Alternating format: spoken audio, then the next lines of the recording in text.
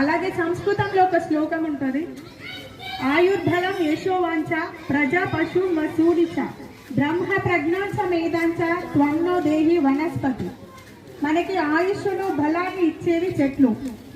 మనుషులకి, జంతువులకి, ప్రతి భూమి మీద నివసించే ప్రతి జీవికి ప్రాణవాయువు ఆక్సిజన్. ఈ ఆక్సిజన్ ని మనకు చెట్లు రిలీజ్ చేయడం జరుగుతుంది. కాబట్టి చెట్లని మనం పెంచాలి. చెట్లు పెంచడం వల్ల పొల్యూషన్ తగ్గించడమే కాకుండా పచ్చని వాతావరణాన్ని మనం పెంపొందించుకోవచ్చు.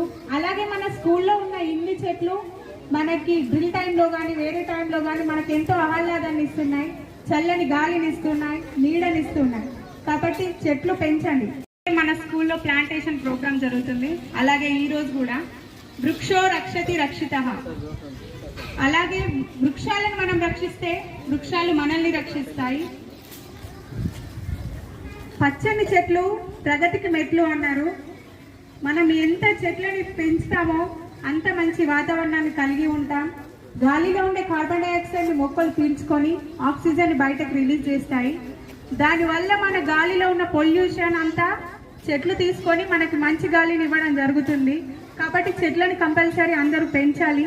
చెట్ల వల్ల వర్షం వస్తుంది, వర్షం వస్తే పంటలు పడతాయి, పంటల వల్ల మనం కడుపు నిండా అన్నం తినగలుగుతున్నాం.